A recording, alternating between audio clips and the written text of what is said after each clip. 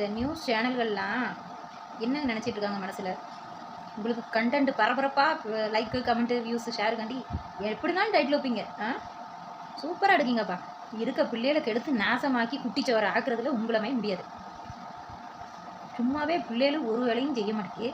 அந்த பிள்ளைகள் எந்த நேரமும் செல்ஃபோனை பார்த்துக்கிட்டு செல்ஃபோனுக்கு அடிக்ஷன் ஆகிட்டு இப்படி தள்ளிக்கிட்டு இருக்கு. அதுக்கு மைண்டு எப்படி இருக்குது தெரியுமா? பிள்ளைகளை சைக்கலாஜிக்கலாக டீச்சர்ஸ் ஹேண்டில் பண்ணுவாங்க. 10 வருஷம் முன்னாடி எல்லாரும் வாங்காத அடியா, நம்மளாம் வாங்காத அடியா, நீங்களாம் அடிக்காமல் இந்த நியூஸ் சேனல்காரங்களாம் அடி வாங்க தான் வந்திருக்கானுங்களா? அவங்க படித்த ஸ்கூலில் போய் கேட்டால் தெரியும். ஆனால் அவனுக்கு சுத்த மண்டையில் ஒன்றுமே இல்லை. உன் டிஆர்பி ரேட்டை ஏற்றுறது என்னெல்லாம் கதை விடுற. அது ஆசிரியர்கள் தான் கிடைச்சாங்களா? போன அரசு ஆட்சியில் அதுதான் சொன்னாங்க. இந்த ஆட்சியிலையும் ஆசிரியர்களை பற்றி எதுக்கு நீங்கள் இப்படி சொல்கிறீங்க?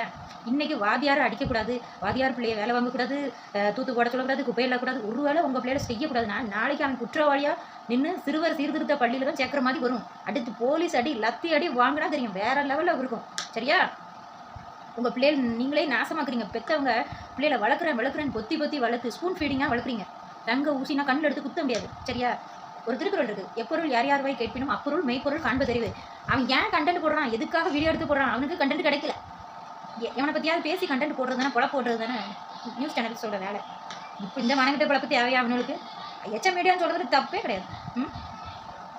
ஆனால் இழிச்சவாய் ஆசிரியர்கள் தான். என்ன உங்களுக்கு 78 தேர்வு, TET, TRB, PO, government exam, அவ்வளோ எக்ஸாமு. முன்னாடிலாம் 1 வருஷம் இருந்த கோர்ஸ் இப்போ 2 வருஷம் ஆகினதுலேருந்து, டெட்டு கொண்டு வந்ததுலேருந்து என்னாச்சு தெரியுமா? 2013, 17, 19 இன்னமும் வேலை கிடைக்காம 2 எக்ஸாமும் பாஸ் பண்ணியாச்சு.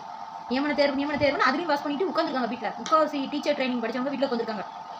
ப்ரைவேட் ஸ்கூலில் வேலை பாதி பேர் லீவ் இல்லாமல் வேலை பார்க்காங்க. சம்பளம் அவங்க டிலே பண்ணுறாங்க. ப்ரைவேட் ஸ்கூலில் சம்பளம் கொடுக்க மாட்டாங்க. 16ஆம் தேதி சம்பளம் கொடுக்காங்க. இப்படி சம்பளம் கொடுத்து சம்பளம்னு கேட்டாங்கன்னா வேலையை தூக்கிடுவாங்க. இந்த லட்சணம் ப்ரைவேட் லட்சணம். நீங்களாம் பேசுகிறீங்க. ஏன் அந்த ப்ரைவேட் ஸ்கூல்ஸை பற்றி போட்டு விடுங்க பார்ப்போம்.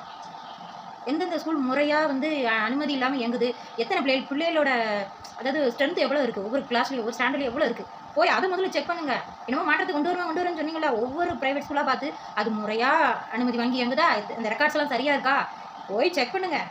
உண்மையாக நேர்மையாக இருக்கிறவங்களா இருந்தால் கல்வித்துறை அமைச்சருக்கு தான் இந்த வீடியோ எல்லாரும் கண்ட்லையும் பட முடியுமா ஷேர் பண்ணி விடுங்க. சரியா? எல்லாருக்கும் கேள்வி கேட்க மாட்டீங்க. ஒரு ஆசிரியர்களை பற்றி நல்லா வாய்க்கிலேயே பேசுவீங்க. கமெண்ட்டில் கிளிக்கிறாங்க, ஆசிரியர் மனநிலை சரியில்லாதவர் அப்படின்னு. அவ்வளோ எக்ஸாம் எழுதி அவ்வளோ படித்து சைக்காலஜி, ஃபிலாசபி அப்படின்னு அவ்வளோ இதுவும் படிச்சுட்டு சர்டிஃபிகேட் கோர்ஸில் இருந்து நாங்கள் எவ்வளோ காலம் படிக்க வேண்டியிருக்கும் தெரியுமா? எவ்வளோ சிலபஸ் தெரியுமா? நீங்கள் இப்போ சொல்கிறவனுங்க வெட்டித்தனமாக பேட் கமெண்ட் பண்ணுறவனுங்க அந்த ஆசிரியர் படிச்சுட்டு ஆசிரியர்கள் பணிக்கு படித்தவங்க வேறு எந்த வேலைக்கு போக மாட்டாங்க. அதுக்கே உட்காந்து வாழ்நாள் ஃபுல்லாக ஒரு 5 வருஷம்னாலும் அந்த எக்ஸாமுக்கு உட்காந்து படித்து 5 வருஷம் 10 வருஷம் வாழ்க்கையை தொலைச்சிட்டு இருக்க ஆசிரியர்களோட நிலைமை என்ன ஆகும்? அதை பற்றிலாம் நீங்கள் பேச மாட்டீங்க. ரோட்டில் போராடிட்டு இருந்தாங்க. அவங்க ஏன் போராடுங்க, எதுக்காண்டி போராடுங்க? எதுக்குமே பதில் இல்லை.